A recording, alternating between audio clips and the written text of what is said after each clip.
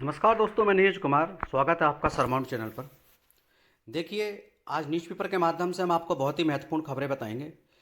Newspaper पढ़ने का शायद आपको टाइम ना मिलता हो, तो इसी व्यवस्था को देखते हुए कि आपको बहुत कम समय में देश की विदेश की जो खबरें चलती हैं वो भी जानकारी मिल जाए।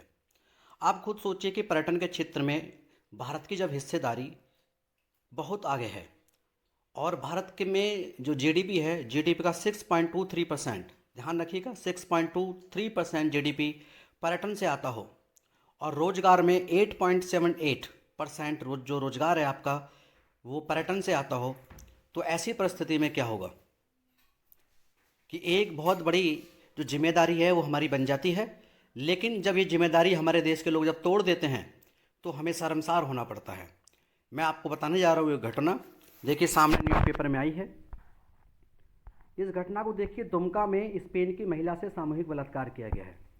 आप खुद सोचिए, अतिथि देवो भव कहने वाला ये भारत, यदि कोई विदेशी भारत में घूमने के लिए आता है, भारत के टूरिस्ट को बढ़ाता है, तो ऐसी परिस्थिति में किसी विदेशी के साथ इस तरीके की घटनाएं होती हैं, उनके साथ छेड़छाड़ होती है, बलात्कार होता है, तो क्या हम अपनी जीडीपी को बढ़ा सकते हैं?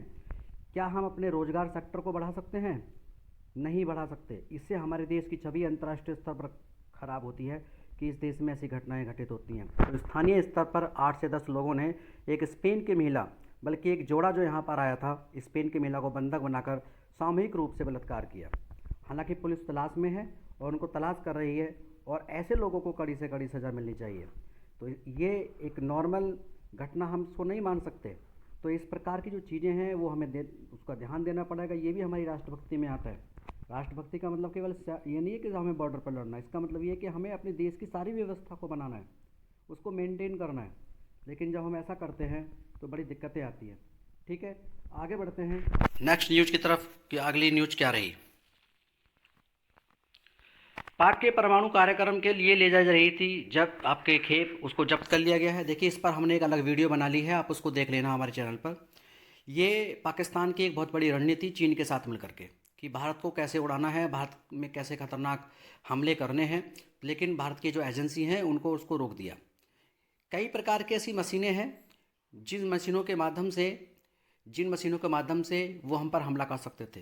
लेकिन डीआरडीओ ने उसकी जांच की और पता लगाया कि इस प्रकार की मशीनों को जब्त कर लिया जाए। उनको जब्त भी किया गया है क्योंकि भारत वासेनार ग्रुप का मेंबर है। तो वो इस प्रकार के संदेह होने पर कि इसमें कोई रासायनिक हथियार या कोई अन्य हथियार जा सकता है, उसकी जांच कर सकता है। तो उन परिस्थितियों में संदेह होने पर उस कार्गो शिप की जांच की गई। चीन का जहाज़ था जिस पर माल्टा का झंडा लगा हुआ था और जांच उसकी की गई संदेह होने पर। तो उसमें ऐसे पदार्थ पाए गए, ऐसे वहाँ पर हमें चीज़ें मिली हैं जो बहुत ही खतरनाक है। तो पाक के परमाणु कार्यक्रम के लिए ले जा रही थी खेप, उसको जब्त कर ले गया। और ये जो व्यवस्था थी, आप खुद सोचिए कि 2022 से निगरानी की जा रही थी, यानी कि डाउट पहले से ही था हमारी एजेंसियों को। लेकिन अब इन्होंने, भारत ने ये साबित कर दिया है कि कोई भी देश हमारे ऊपर इस तरीके से निगाह नहीं रख सकता या हमारे यहाँ अशांति नहीं फैला सकता। आपको पता होगा कि चीन और पाकिस्तान के जो इरादे हैं वो लगभग सेम है। ठीक है, भारत के ये खिलाफ रहते हैं, भारत को उड़ाना चाहते हैं, लेकिन ऐसा होगा नहीं। आगे है, केंद्र में त्रिपुरा सरकार व टिपरा मोथा के साथ तितरफा समझौता हुआ है। आपको पता होगा कि त्रिपुरा में कभी कभी संघर्ष होते हैं वहाँ के मूल्यवासियों को लेकर के। तो केंद्र सरकार में जो ये समझौता दिल्ली में हुआ है और गृह मंत्री की अध्यक्षता में हुआ है। किसकी अध्यक्षता में? गृह मंत्री की अध्यक्षता में हुआ है। त्रिपुरा और टिपरा मोथा के साथ में हुआ है। ये जो टिपरा मोथा है वहाँ की स्थानीय संस्था है आपकी, कहाँ की? त्रिपुरा की। इसके साथ समझौता किया गया है। समझौते में क्या क्या चीज़ है वो एक बार निगाह डाल लेते हैं। देखिए, त्रिपुरा के मूल्यवासियों की समस्याओं के स्थायी समाधान के मद्देनजर शनिवार को केंद्र राज्य सरकार और टिपरा मोथा के बीच ये त्रिपक्षीय समझौता हुआ।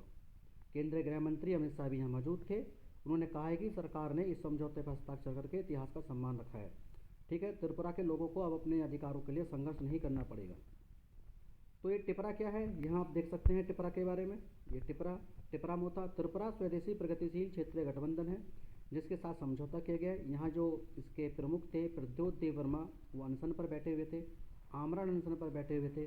तो उनकी समस्याओं के समाधान के लिए बैठक हुई है। तो ये क्वेश्चन आपके परीक्षा के दृष्टिकोण से भी इम्पोर्टेंट है, बाकी नॉलेज आपको देश की होनी चाहिए उसके लिए भी इम्पोर्टेंट है। त्रिपुरा आपको पता होगा भारत का एक राज्य ही है और ये 3 ओर से बांग्लादेश से घिरा हुआ है। तो इसकी जो स्थिति है, जिसकी लोकेशन है, भौगोलिक दृष्टिकोण से काफ़ी इंपॉर्टेंट है। त्रिपुरा जब तीन ओर से बांग्लादेश से घिरा हुआ है, तो बांग्लादेश के साथ भी हमारे संबंध किस तरीके से हैं, ये भी और भी ज़्यादा इंपॉर्टेंट हो जाता है। तो आगे बढ़ते हैं अगले न्यूज की तरफ। गूगल प्ले स्टोर से कुछ ऐप हटाने पर सरकार का कड़ा रुख। देखिए, जितने भी हम ऐप डाउनलोड करते हैं गूगल प्ले से करते हैं, आपको पता होगा गूगल प्ले कोई राष्ट्रीय संस्थान तो है नहीं, ये एक अंतर्राष्ट्रीय संस्था है, आप कह सकते हैं अमेरिकी संस्था है। और ये पूरी दुनिया पर एक प्रकार से अपना कंट्रोल साबित करना चाहते हैं। इनके जो दिमाग है आज भी औपनिवेशिक हैं, आप समझ रहे हैं ना, इनके दिमाग आज भी औपनिवेशिक है। भारत जैसे देश जब आगे बढ़ रहे हैं तो उनको बड़ा बुरा लगता है कि ये देश कैसे ग्रो कर रहे हैं, ये देश कैसे आगे इतना पछाड़ने वाले हैं। ये यूरोपियन देशों को पछाड़ रहे हैं, ये अमेरिकन को भी आगे पिछाड़ने वाले हैं। तो ये कंपनियां कभी कभी भारतीयों के साथ चीटिंग कर देती हैं। तो गूगल प्ले स्टोर से क्या है कि भारत के प्रमुख जो ऐप थे, जैसे कि आपका इन्फोएज ऐप काफ़ी इंपॉर्टेंट है, तो उस ऐप को हटा दिया गया। कई ऐप ऐसे हटा दिए गए, हालांकि बाद में उनको फिर से वहाँ पर डाल दिया गया, लेकिन कहीं ना कहीं तो व्यवस्था ख़राब की गई कुछ समय के लिए। तो इस तरीके से गूगल प्ले स्टोर से ऐप हटाई, सरकार ने जब कड़ा रुख अपनाया तो ये स्थिति फिर से बहाल हुई। आप देख सकते हैं गूगल ने अपने प्ले स्टोर से कुछ ऐप हटाने पर कड़ा रुख अपनाया। ठीक है, जब ये कड़ा रुख अपनाते हुए सरकार ने, कड़ा रुख किसने अपनाया, सरकार ने अपनाया। शनिवार को कहा कि भारतीय ऐप को हटाने की अनुमति नहीं दी जा सकती, इस तरह की घटना नहीं कर सकते आप भारतीयों के साथ। तो इस पर काफ़ी बात भी चल रही है, अपना इस तरीके का हम एक स्टोर बना सकते हैं। तो इन्फोएज, आप ये, हाँ मैं बता देता हूँ, इन्फोएज इंडिया लिमिटेड ने शनिवार को कहा है कि ऐप को गूगल प्ले से हटा दिया गया था, लेकिन उसको हालांकि बाद में डाल दिया गया है। तो इस प्रकार की जो घटनाएं हैं, आप आए दिन अखबार में पढ़ते होंगे, इस तरह की चीज़ें होती रहती हैं। आजकल हम, आप खुद सोचिए कि हम कितने सुरक्षित हैं। आजकल हम हर चीज़ गूगल से करते हैं, गूगल पे ही हम सर्चिंग करते हैं, गूगल पर ही हम प्ले स्टोर डाउनलोड करते हैं, गूगल से हम बहुत सारे काम करते हैं। तो हमारे इंडियंस का, कहे कि पूरी दुनिया में बहुत सारे लोगों का सारा डाटा गूगल के पास आ जाए, चाहे अगर गूगल चाहे तो आज तबाही मचा सकता है, क्योंकि हम उस पर निर्भर हैं। तो हम कितने निर्भर हैं गूगल पर, आप खुद जानते हैं। आप हर चीज़ के लिए सर्चिंग के लिए गूगल पर ही जाते हैं, आप गूगल पे भी चलाते होंगे, सब कुछ गूगल पर हम आप कर रहे हैं। तो ऐसी स्थिति में स्वदेशी भावना हमारे अंदर आनी चाहिए, स्वदेशी प्ले स्टोर भी होना चाहिए। चलिए आगे बढ़ते हैं। अमेरिका में भारतीय शास्त्रीय नर्तक की हत्या। आप खुद सोचिए कि किस तरीके से भारतीय में आए दिन आजकल भारतीय मूल के जो लोग हैं अमेरिका में क्या हो रहा है कि उनको मारा जा रहा है, टारगेट किया जा रहा है। मैंने आपको फिर से बताया, इनकी जो मानसिकता है वो आज भी औपनिवेशिक है। ये नहीं चाहते कि गोरों के अलावा कोई आगे बढ़े। अब एक नर्तक है, देखिए उसकी हत्या हो चुकी है। अब ये नर्तक कौन है, इसको देख लेते हैं, इसका नाम क्या है। देखिए, अमेरिका में भारतीय और भारतीय अमेरिका पर हुए एक और हमले में 34 वर्षीय शास्त्रीय नर्तक हैं, उन्हें कहाँ पर, मिसौरी के सेंट लुइस में गोली मारकर हत्या कर दी गई है। कहाँ पर, आप यहाँ देख सकते हैं, सेंट लुइस में गोली मारकर हत्या कर दी गई है। ये कौन से नृत्य थे, कुचिपुड़ी एवं भरतनाट्यम नर्तक अमरनाथ घोष थे। देखिए, ये एग्जाम के दृष्टिकोण से भी इंपॉर्टेंट हो जाता है, और आपको पता होना चाहिए कि अमरनाथ घोष किससे संबंधित है, कुचिपुड़ी और भरतनाट्यम नर्तक से इनका संबंध है। इनकी यहाँ पर गोली मारकर हत्या कर दी जाती है। तो इस प्रकार देखिए क्या होता है, पश्चिमी देश और अमेरिका, इनका दृष्टिकोण भारतीय जैसे लोगों के प्रति जो आगे उभर रहे हैं, जो आगे बढ़ रहे हैं, वो नेगेटिव होता जा रहा है, क्योंकि इनके बस के तो कुछ है नहीं। ये लोग तो नशा करते हैं, ये नशे में रहते हैं, ये बिल्कुल ज़्यादा बहुत आप देखोगे फ्रैंक होते हैं। तो भारतीय लोग इस समय जहाँ भी जिस देश में रहने काफ़ी मेहनत करें, उनका नाम है मेहनत करने के लिए। तो कुछ इनका व्यवस्था इस तरीके से बन चुकी है कि इनको बस चिढ़ना है भारतीयों से। देखिए, घोष वाशिंगटन विश्वविद्यालय के परफॉर्मिंग आर्ट्स विभाग में स्नातकोत्तर की पढ़ाई कर रहे थे, ठीक है। और उनकी हत्या के बाद शिकागो स्थित भारतीय वाणिज्य दूतावास को स्थानीय पुलिस और विश्वविद्यालय के समक्ष यह मुद्दा उठाया गया। देखिए, ये तो हम मर चुके हैं, अब ये मुद्दे उठते रहेंगे, लेकिन देखो हमें बच के रहना है इन लोगों से, इनकी सोच आज भी हमारे प्रति नेगेटिव है। ठीक है, आगे बढ़ते हैं। भारत इस पर कार्रवाई कर रहा है, आगे क्या होता है। ऑनलाइन माध्यम से बेची जाएंगी गुडलक और जमुनापारी बकरियां। आप देखिए, ये जो बकरियां हैं, ये प्रजाति है गुडलक। आपसे पूछने लगे गुडलक क्या है, ये बकरी है। जमुनापारी तो आप पहले से ही जानते होंगे, ये भी बकरी है, ठीक है। जमुनापारी और गुडलक, ठीक है, इनको ऑनलाइन बेचा। ये एक चीज़ और है कि ये बहुत कम बची हुई हैं, इनकी संख्या बड़ी कम है। मैं इसको बड़ा करके दिखाता हूँ क्या है। देखिए, इटावा जिले की चंबल घाटी में पाई जाती हैं। कहाँ पाई जाती हैं, इटावा जिले की चंबल घाटी में बकरियां पाई जाती हैं। विलुप्त प्रजाति है, यानी कि इनकी संख्या बहुत कम हो चुकी है, ये विलुप्त होने के कगार पर है। इनका नाम है गुडलक और जमुनापारी। बकरी खुले बाजार में ऑनलाइन माध्यम से बेची जाएंगी। तो पशुपालन विभाग ने इसके मामले में रिपोर्ट जारी की है और इनके प्रजनन केंद्र की व्यवस्थाओं को बेहतर करने के लिए 12 करोड़ रुपए भी शासन ने स्वीकृत किए हैं। तो आप इसको पढ़ लेना ध्यान से। मैं आपको दिखा देता हूँ, जो न्यूज़ वाली चीज़ें हैं वो मैंने आपको दिखा दिया, जो खास चीज़ें हैं। ये जो बकरी है 1.5 से 2 किलो दूध देती है और ये काफ़ी फ़ायदेमंद है। इसका मीट भी विदेशी बाज़ार में काफ़ी ये बिकता है। तो आप इसको देख लेना, ये आ जाता है कभी कभी एग्ज़ाम में भी आ जाता है, वो काफ़ी इंपॉर्टेंट होता है, बच्चों को भी नॉलेज रहनी चाहिए। सभी देख सकते हैं, देखिए नॉलेज तभी बढ़ती है जब हम पढ़ते हैं। केवल ये नहीं कि हमने जो क्लास की बुक है वो पढ़ ली, बल्कि हमें बहुत सारी चीज़ें पढ़नी होती हैं, दुनिया की, आपका पूरा अपने देश की बहुत सारी खबरें होती है। न्यूज़पेपर के माध्यम से हम पूरी दुनिया को समझ सकते हैं। कुछ ना कुछ चीज़ें न्यूज़ में हमेशा चलती रहती हैं, इससे हमारी नॉलेज ग्रो होगी। अब नॉलेज जब ग्रो होगा तो हम आगे काफ़ी आगे फाइट में रहेंगे। और हमें चीज़ हमेशा अपने बच्चों को भी, आपके छोटे बच्चे भी हैं तो उनको भी न्यूज़पेपर पढ़ने का रहता है। आप खुद देख लीजिए, हांगकांग में 99% लोग न्यूज़पेपर पढ़ते हैं। भारत में कितने लोग न्यूज़पेपर पढ़ते हैं? 12 से 13% लोग न्यूज़पेपर पढ़ते हैं। एक गांव में 10 अखबार खुल लाते हैं मुश्किल से, या बड़ा गांव है तो 20-25 अखबार आ जाते हैं।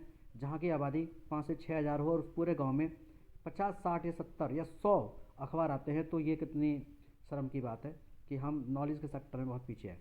तो ये देखिए हमें बढ़ना है इसमें। हर व्यक्ति को न्यूज़पेपर, एक घर में न्यूज़पेपर होना चाहिए, पढ़ना चाहिए। टाइम नहीं है कोई बात नहीं, आप ऑनलाइन माध्यम से भी देख सकते हैं जैसे हम दिखा रहे हैं। विशाखापत्तनम में हाल ही में समुद्र लक्षण समापन हुआ था। ध्यान रखना ये अभ्यास है, कौन सा? समुद्र लक्ष्मण। विशाखापत्तनम में समुद्र लक्ष्मण, इसका समापन आज का मतलब है कल हो चुका है। मैं थोड़ा सा लेट दिखा रहा हूँ, ठीक है। तो ये भारत और मलेशिया के बीच आपसे पूछ सकता है कि किसके बीच हुआ। ये आंध्र प्रदेश में हुआ, विशाखापत्तनम में हुआ। किसके बीच हुआ? भारत और मलेशिया के बीच हुआ। समुद्र लक्षण द्विपक्षीय युद्ध अभ्यास। तो ये नेशनल इंटरनेशनल न्यूज़ रहती हैं, इनको आप देख सकते हैं। तो ये एग्ज़ाम में जब आ जाती है तो हम सोचते हैं कहाँ से आ गया, थोड़ा न्यूज़पेपर पर नज़र डाल लिया करें। समुद्र लक्ष्मण, भारत और मलेशिया। भारत और मलेशिया देखो ऊपर हेडिंग में है, यहीं से हेडिंग से क्वेश्चन बन जाएगा। आपका लगेगा कहाँ हुआ? बंगाल की खाड़ी में हुआ। विशाखापत्तनम बंगाल की खाड़ी में, यहाँ पर ही हुआ है। तहसील स्तर पर अग्निशमन केंद्र स्थापित करने वाला पहला राज्य बन गया यूपी, ठीक है। बन क्या गया? हाँ, बनने वाला ही है। तहसील स्तर पर अग्निशमन केंद्र स्थापित किए जाएंगे। बड़ा इंपॉर्टेंट बात है, अग्निशमन केंद्र कहाँ पर स्थापित किए जाएंगे? हर तहसील स्तर पर। एक पहला राज्य है। देखिए भारत में जितने भी राज्य हैं, भारत में 28 राज्य हैं, केंद्र शासित प्रदेश हैं, कुल मिला के टोटल 36 है। तो वहाँ पर केवल यूपी पहला ऐसा है जहाँ तहसील स्तर पर अग्निशमन केंद्र बनने जा रहे हैं। इसके बारे में और डिटेल्स में देख लेते हैं, आप इस न्यूज़पेपर को पढ़ लीजिएगा। ये 35 अग्निशमन वाहनों की हरी झंडी यहाँ पे इन्होंने दिखा दी है। और वर्ष 1944 से 2017 तक 73 वर्षों में प्रदेश में सिर्फ कितने अग्निशमन है? 288। 1944 से 2017 तक 73 वर्षों में सिर्फ 288। ये पॉइंट भी आपको आंकड़े याद रखने चाहिए। अग्निशमन केंद्र स्थापित किए गए, जो कि पिछले 7 वर्षों में 71 नए अग्निशमन केंद्र बन गए, ठीक है। यानी कि टोटल पहले से 288 हैं, लेकिन पिछले कुछ सालों में ही कितने बन चुके हैं? 7 वर्षों में 71 बन चुके हैं, अग्निशमन केंद्र बन चुके हैं। प्रदेश में तेजी के साथ तहसील स्तर पर एक अग्निशमन केंद्र स्थापित किया जाएगा। आपको पता है जब इस फोर्स की भी जरूरत पड़ेगी तो आगे इसमें रोजगार ही मिलेंगे, भर्ती भी निकलेंगी। समीक्षा अधिकारी, सहायक समीक्षा अधिकारी पद की जो परीक्षा है, आपको पता होगा, RO हम इसको बोलते हैं, ये निरस्त हो चुकी है। काफ़ी संघर्ष के बाद ये परीक्षा निरस्त हुई है। कल मुख्यमंत्री ने इसके लिए ट्वीट किया है।